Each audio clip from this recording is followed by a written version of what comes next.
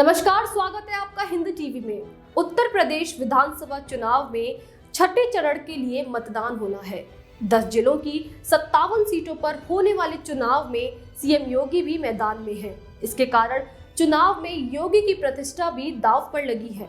गोरखपुर से योगी के खिलाफ चंद्रशेखर रावण भी चुनाव लड़ रहे हैं। दूसरी ओर अखिलेश यादव ने पूरा जोर लगा रखा है ताकि योगी के गढ़ में सेंध लगा सके।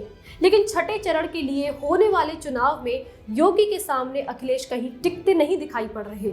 ओम प्रकाश राजभर के साथ गठबंधन करने के बावजूद अखिलेश यादव की स्थिति खराब दिखाई पड़ रही है।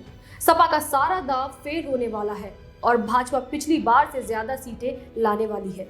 दरअसल पिछली बार के चुनाव में इन 57 सीटों में से भाजपा के 46 सीटों पर जीत मिली थी, जबकि समाजवादी पार्टी केवल 2 सीट ला पाई थी। हालांकि सपा ने साल 2012 के चुनाव में यहां की 32 सीटों पर जीत दर्ज की थी, लेकिन 5 सालों बाद 32 से घटकर 2 सीटों पर सिमट गई।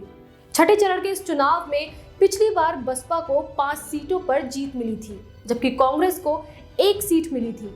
भाजपा की सहयोगी अपना दल और राजभर की सुभाषपा को 1-1 सीट पर जीत मिली थी, जबकि 1 सीट निर्दलीय मिली थी।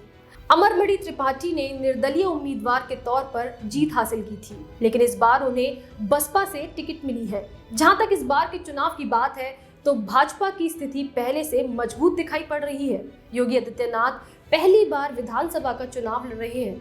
इससे योगी ने गोरखपुर लोकसभा से जीत दर्ज की थी और पिछली बार विधानसभा चुनाव के बाद उन्हें सीएम बनाया गया तो उन्होंने विधानसभा का उपचुनाव नहीं लड़ा, बल्कि विधान परिषद से चुनकर आए। अब इस बार योगी आदित्यनाथ खुद चुनाव लड़ रहे हैं। इसके कारण गोरखपुर और आसपास के क्षेत्रों में भाजपा का प्रभाव बढ़ा हुआ है। योगी और मोदी का जादू लोगों को प्रभावित कर रहा है, जिसके कारण अखिलेश यादव की स्थिति पहले से ज्यादा कमजोर दिखाई पड़ रही है। अखिलेश यादव साल 2012 के परिणाम को दोहराने के लिए राजभर के साथ गठबंधन किए हैं, लेकिन भाजपा ने राजभर के गठबंधन से जाने के बाद निषाद पार्टी से गठबंधन किया।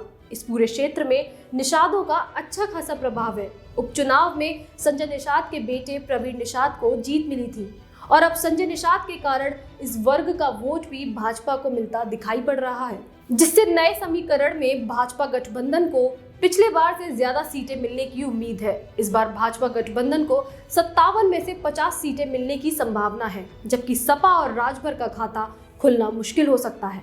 फिलहाल के लिए इतना ही। ऐसी तमाम खबरों के लिए हमारे साथ जुड़े रहें और देखते रहें हिंद टीवी। नमस्कार। अगर आपको हमारा वीडियो पसंद आया हो तो इसे लाइक करें, इस चैनल को सब्सक्राइब करें और हाँ, बेल आइकन भी दबाएं ताकि आप तक हमारे वीडियो की नोटिफिकेशन पहुंचते रहें। हमसे जुड़े रहने के लिए अपने सुझाव हमें कमेंट बॉक्स में देते रहें। हमें आपके सुझाव का इंतजार रहेगा। हमारे साथ जुड़ने के लिए धन्यवाद।